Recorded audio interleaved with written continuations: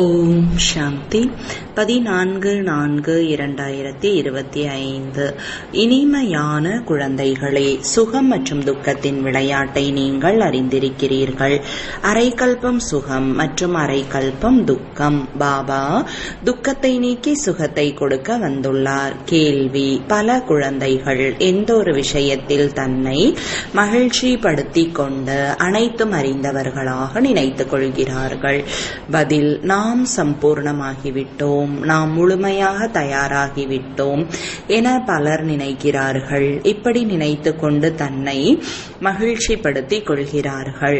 இதுவே அனைத்தும் அறிந்தவர் ஆவதாகும். இனிமையான குழந்தைகளே, இப்பொழுது அதிகமாக முயற்சி செய்ய வேண்டும் என பாபா கூறுகிறார். நீங்கள் தூய்மையாகிவிட்டால் தூய்மையான உலகம் தேவை. ராஜ்யம் ஸ்தாபனையாக வேண்டும். ஒருவர் மட்டும் போக முடியாது. பாடல்: தாயும் நீயே, தந்தையும் நீயே. ஓம் சாந்தி. குழந்தைகளுக்கு தனது அறிமுகம் கிடைத்திருக்கிறது. நாம் அனைவரும் ஆத்மாக்கள், அனைவரும் மனிதர்கள். பாபாவும் இவ்வாறே கூறுகிறார். பெரியவர் அல்லது சிறியவர், குடியரசுத் தலைவர், ராஜா, ராணி, அனைவரும் மனிதர்களே, அனைவரும் ஆத்மாக்கள். நான் அனைத்து ஆத்மாக்களின் தந்தை. எனவே என்னை பரம்பிதா, பரமாத்மா, அதாவது சுப்ரீம் என கூறுகிறார்கள் என்று இப்பொழுது தந்தை கூறுகிறார். ஆத்மாக்களாகிய நமக்கு அவர் தந்தை. நாம் அனைவரும் சகோதரர்கள் என குழந்தைகள் அறிகிறீர்கள். பிறகு பிரம்மா மூலமாக சகோதர சகோதரிகளின் உயர்ந்த தாழ்ந்த குலம் தோன்றுகிறது. ஆத்மாக்கள் அனைவரும் ஆத்மாக்களே. இதை நீங்கள் புரிந்து கொள்கிறீர்கள். மனிதர்கள் எதையும் புரிந்து கொள்ளவில்லை. தந்தையை யாரும் தெரிந்து கொள்ளவில்லை என உங்களுக்கு தந்தை புரிய வைக்கிறார். ஓ பகவான், ஓ தாய் தந்தையே என மனிதர்கள் பாடுகிறார்கள். ஏனென்றால் உயர்ந்ததிலும் உயர்ந்தவர் ஒருவர் வேண்டும் அல்லவா? அவர் அனைவருக்கும் தந்தை, அனைவருக்கும் சுகம் கொடுப்பவர். சுகம் மற்றும் துக்கத்தின் விளையாட்டை கூட நீங்கள் அறிந்துள்ளீர்கள். அவ்வப்பொழுது சுகம் இருக்கிறது, அவ்வப்பொழுது துக்கம் இருக்கிறது என மனிதர்கள் புரிந்து கொள்கிறார்கள். அரை கல்பம் சுகம், அரை கல்பம் துக்கம் என்பதை புரிந்து கொள்ளவில்லை. சதோ பிரதான, சதோ ரஜோ தமோ உள்ளது அல்லவா? சாந்தி தாமத்தில் ஆத்மாக்களாகிய நாம் இருக்கும் பொழுது அனைவரும் உண்மையான தங்கமாக இருக்கிறார்கள். ஆத்மாவில் கலப்படம் இருக்க முடியாது. அவரவருக்குரிய பாகம் பதிவாகி இருக்கிறது. ஆனால் ஆத்மாக்கள் அனைவரும் தூய்மையாக இருக்கிறார்கள். அசுத்தமான ஆத்மா இருக்க முடியாது. இந்த சமயம் எந்த ஒரு தூய்மையான ஆத்மாவும் இங்கே இருக்க முடியாது. நீங்கள் பிராமண குல பூஷணர்கள், தூய்மையாகி கொண்டு இருக்கிறீர்கள். இப்பொழுது நீங்கள் தன்னை தேவதை என்று கூறிக்கொள்ள முடியாது. அவர்கள் முழுமையான நிர்விகாரிகள். உங்களை முழுமையான நிர்விகாரி என கூற இயலாது. சங்கராச்சாரியாராக இருந்தாலும் சரி, வேறு யாராக இருந்தாலும் சரி, தேவதைகளை தவிர யாரையும் கூற இயலாது. இந்த விஷயங்களை கூட ஞானக்கடலின் வாயிலிருந்து நீங்கள் தான் கேட்கிறீர்கள். ஞானக்கடல் ஒரு முறைதான் வருகிறார் என அறிந்துள்ளீர்கள். மனிதர்கள் மறுபிறவி எடுத்து வருகிறார்கள். ஒரு சிலர் ஞானத்தை கேட்டுவிட்டு சென்றிருக்கிறார்கள். அந்த சம்ஸ்காரத்தை எடுத்து சென்றுள்ளனர். என்னால் பிறகு மீண்டும் வருகிறார்கள், வந்து கேட்கிறார்கள். பாருங்கள், ஒரு சிலர் 6-8 வருடங்களாக இருப்பவர்கள் என்றால் அவர்கள் நன்கு புரிந்து கொள்கின்றனர். ஆத்மா அதேதான் அல்லவா? கேட்கும் பொழுது அவர்களுக்கு நன்றாக இருக்கிறது. நமக்கு மீண்டும் பாபாவின் ஞானம் கிடைத்து கொண்டு இருக்கிறது என ஆத்மா புரிந்து கொள்கிறது. உள்ளுக்குள் மகிழ்ச்சி ஏற்படுகிறது. மற்றவர்களுக்கும் புரிய வைக்கின்றனர். ஆர்வம் ஏற்படுகிறது. போரில் கலந்து கொள்பவர்கள் அந்த சுபாவத்தை எடுத்து செல்கிறார்கள் என்றால் சிறு வயதிலேயே அந்த வேலையில் மகிழ்ச்சியுடன் ஈடுபடுகிறார்கள். இப்பொழுது நீங்கள் முயற்சி செய்து புதிய உலகின் அதிபதியாக வேண்டும். நீங்கள் அனைவருக்கும் புரிய வைக்கலாம், அல்லது புதிய உலகிற்கு அதிபதியாகலாம், அல்லது சாந்தி தாமத்திற்கு அதிபதியாகலாம். சாந்தி தாமம் உங்களுடைய வீடு. அங்கிருந்து நீங்கள் நடிப்பதற்காக இங்கே வந்திருக்கிறீர்கள். இது யாருக்கும் தெரியாது. ஏனென்றால் ஆத்மாவை பற்றி தெரிந்து கொள்ளவில்லை. நாம் நிராகார உலகத்தில் இருந்து இங்கே வந்திருக்கிறோம் என்பது உங்களுக்கு முதலில் தெரியாது. நாம் பிந்துவாக இருக்கின்றோம். சந்நியாசிகள் புருவ மத்தியில் ஆத்மா நட்சத்திரத்தை போல இருக்கிறது என கூறுகிறார்கள். இருப்பினும் புத்தியில் பெரிய உருவம்தான் வருகிறது. சாலி கிராமம் என்ற உடனேயே பெரிய ரூபம் என நினைக்கின்றனர். ஆத்மா சாலி கிராமம் ஆகும். யாகம் வளர்க்கும் பொழுது பெரிய பெரிய சாலி கிராமங்களை உருவாக்குகிறார்கள். பூஜை செய்யும் பொழுது சாலி கிராமத்தின் பெரிய வடிவம்தான் புத்தியில் தோன்றுகிறது. இது அனைத்தும் அறியாமை என பாபா கூறுகிறார். ஞானத்தை நான் தான் கூறுகிறேன், வேறு யாரும் உலகத்தில் கூற இயலாது. ஆத்மாவும் பிந்து, பரமாத்மாவும் பிந்து என யாரும் புரிய வைக்கவில்லை. அவர்களோ அகண்ட ஜோதி சொரூபமான பிரம்மம் என கூறிவிடுகின்றனர். பிரம்மத்தை பகவான் என நினைக்கிறார்கள். பிறகு தன்னையும் பகவான் என கூறிக்கொள்கிறார்கள். நாம் நடிப்பதற்காக சிறிய ஆத்மாவின் ரூபத்தை எடுத்திருக்கின்றோம். பிறகு பெரிய ஜோதியில் கலந்து விடுவோம் என கூறுகிறார்கள். கலந்து விட்டால் என்ன ஆகும்? நடிப்பும் கலந்து போகும். எவ்வளவு தவறாக இருக்கிறது! இப்பொழுது தந்தை வந்து ஒரு நொடியில் ஜீவன் முக்தியை கொடுக்கிறார். பிறகு அரை கல்பம் ஏணிப்படியில் இறங்கி வாழ்க்கை பந்தனத்தில் வருகிறார்கள். பிறகு தந்தை வந்து வாழ்க்கையின் பந்தனங்களில் இருந்து விடுவிக்கிறார். எனவே அவருக்கு சக்தி அளிக்கும் வள்ளல் என்று கூறப்படுகிறது. எனவே பதீத பாவனர் தந்தையை நினைக்க வேண்டும். அவருடைய நினைவினால் நீங்கள் தூய்மையாக மாறுவீர்கள். இல்லை என்றால் மாற முடியாது. உயர்ந்ததிலும் உயர்ந்தவர் ஒரு தந்தைதான். அநேக குழந்தைகள் நாம் முழுமையாகி விட்டோம் என்று நினைக்கிறார்கள். நாம் முழுமையாகி விட்டோம் என்று தன்னை மகிழ்வித்துக் கொள்கிறார்கள். இதுவே அனைத்தும் அறிந்தவர் ஆதலாகும். இனிமையான குழந்தைகளே, இப்பொழுது அதிகமாக முயற்சி செய்ய வேண்டும். நீங்கள் தூய்மையாகிவிட்டால் உலகமும் தூய்மையானதாக வேண்டும். ஒருவர் மட்டும் போக இயலாது. யார் எவ்வளவுதான் சீக்கிரமாக கர்மாதீத் நிலையை அடைய முயற்சி செய்தாலும் அது நடப்பது இல்லை. ராஜ்யம் உருவாக வேண்டும். சில மாணவர்கள் படிப்பில் புத்திசாலியாக ஆகிவிடலாம். ஆனால் குறித்த நேரத்தில்தான் தேர்வு நடக்கும் அல்லவா? சீக்கிரமாக தேர்வு வைக்க முடியாது. இதுவும் அவ்வாறே. நேரம் வரும்பொழுது உங்கள் படிப்பிற்கான முடிவு வெளிப்படும். எவ்வளவுதான் நல்ல முயற்சியாளராக இருந்தாலும் நாங்கள் முழுமையாக தயாராகிவிட்டோம் என்று கூற முடியாது. 16 கலை நிறைந்தவராக எந்த ஆத்மாவும் இதுவரை மாறவில்லை. மிகவும் முயற்சி செய்ய வேண்டும். நாம் சம்பூர்ணமாகிவிட்டோம் என்று நமது மனதை மகிழ்ச்சிப்படுத்திக் கொள்ளக்கூடாது. கடைசியில்தான் சம்பூர்ணமாக முடியும். எல்லாம் அறிந்தவன் என்று நினைக்கக்கூடாது. முழு ராஜ்யமும் உருவாக வேண்டும். ஆம், இன்னும் சிறிது நேரம் இருக்கிறது என புரிந்து கொள்கிறார்கள். ஏவுகணைகள் கூட உருவாகிவிட்டது. முன்பு இவைகளை உருவாக்குவதற்கு எவ்வளவு நேரம் எடுத்தது? இப்பொழுதோ பயிற்சியாகிவிட்டது. எனவே உடனே உருவாக்குகிறார்கள். இதுவும் நாடகத்தில் உருவாக்கப்பட்டிருக்கிறது. அழிவிற்காக அணுகுண்டுகளை உருவாக்கி கொண்டே இருக்கிறார்கள். கீதையில் கூட இருக்கிறது. சாஸ்திரங்களில் வயிற்றில் இருந்து இரும்பு உலக்கை வெளிவந்தது என எழுதுகிறார்கள்.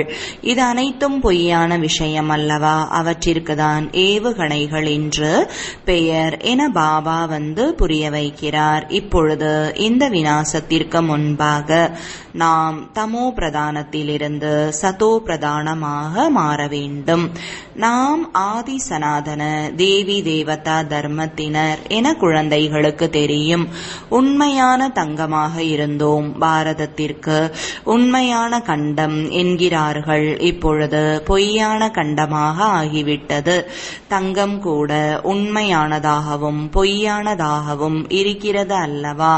பாபாவின் புகழ் என்ன என்பது குழந்தைகளாகிய உங்களுக்கு தெரியும். அவர் மனித சிருஷ்டியின் விதையாக இருக்கிறார். சத்தியமானவர், சைத்தன்யமானவர் என்று புகழ் பாடுகிறார்கள். இப்பொழுது பாபா அனைத்து குணங்களையும் நமக்குள் நிரப்பிக் கொண்டு இருக்கிறார் என புரிந்திருக்கிறீர்கள். முதலில் நினைவு யாத்திரையை செய்யுங்கள்.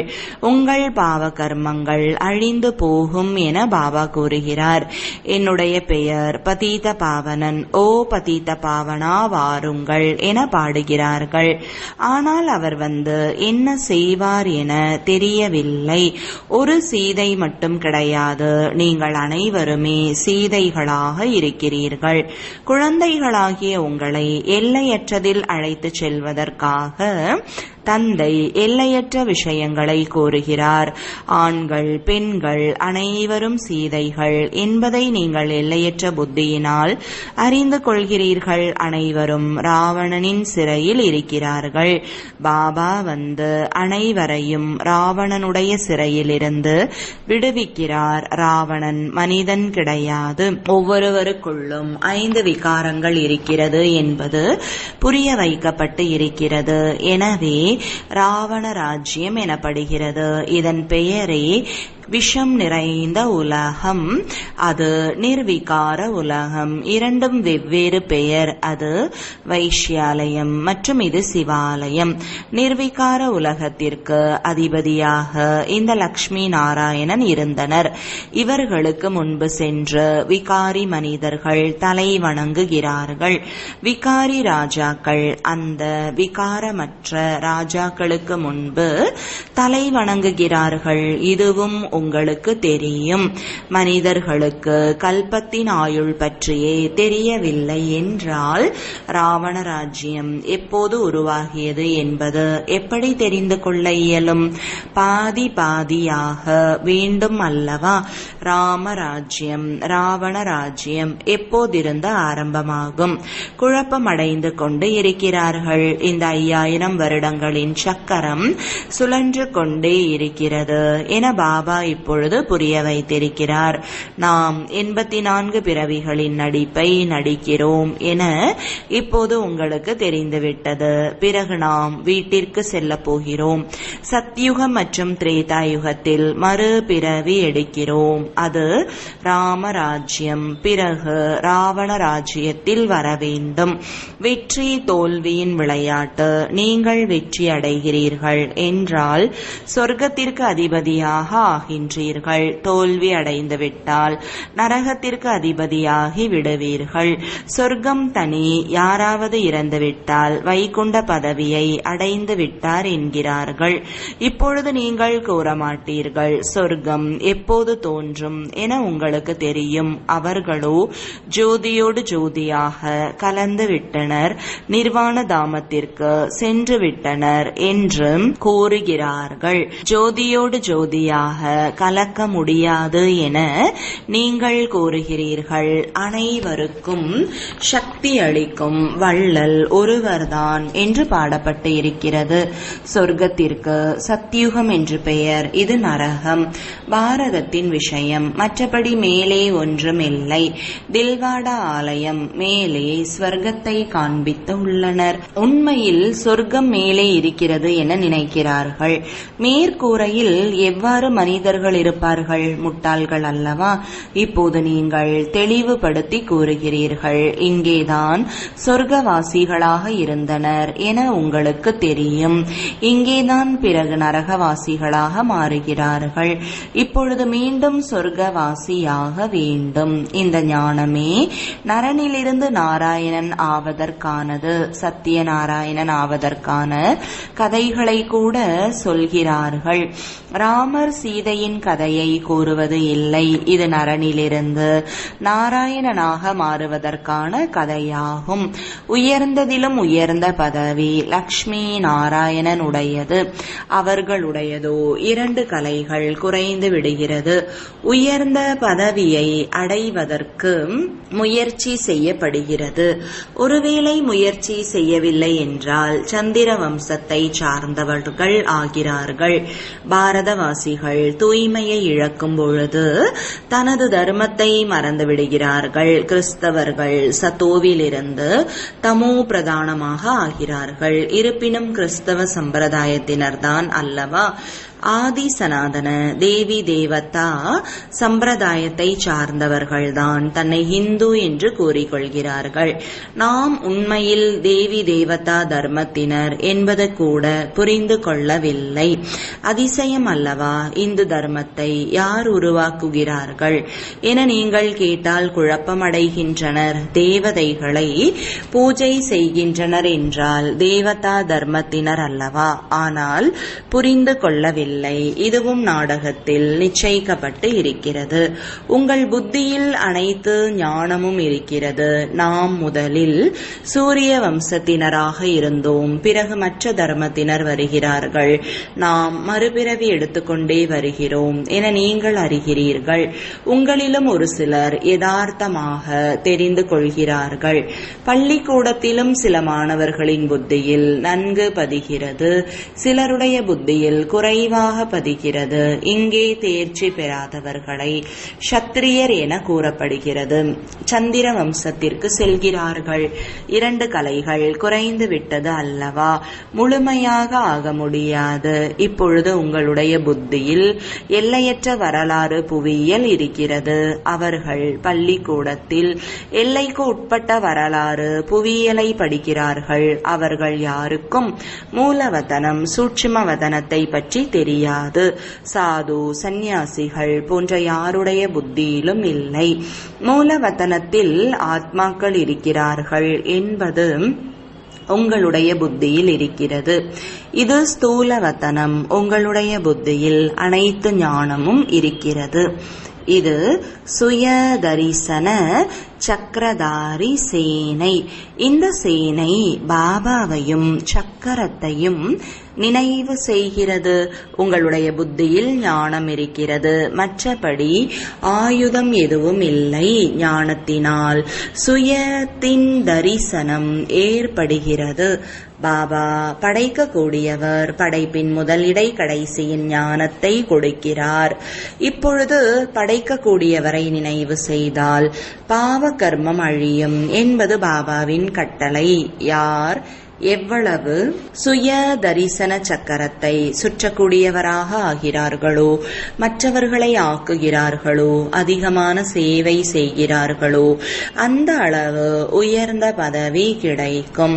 இது பொதுவான விஷயமாகும். பாபாவை மறந்த காரணத்தினால்தான் கீதையில் கிருஷ்ணரின் பெயரை போட்டு இருக்கிறார்கள். கிருஷ்ணரை பகவான் என்று கூற முடியாது. அவரை தந்தை என்றும் கூற முடியாது. சொத்து தந்தையிடமிருந்து கிடைக்கிறது. பதீத பாவனர் என்று பாபாவிற்கு கூறப்படுகிறது. அவர் திரும்ப வரும்பொழுதுதான் நாம் வீட்டிற்கு சாந்தி தாமத்திற்கு திரும்புகிறோம். மனிதர்கள் முக்திக்காக எவ்வளவு தலையை உடைத்துக் கொள்கிறார்கள். நீங்கள் எவ்வளவு எளிதாக புரிய வைக்கிறீர்கள். பதீத பாவனர் பரமாத்மா என்றால் கங்கையில் நீராட ஏன் செல்கிறீர்கள் என கேளுங்கள்.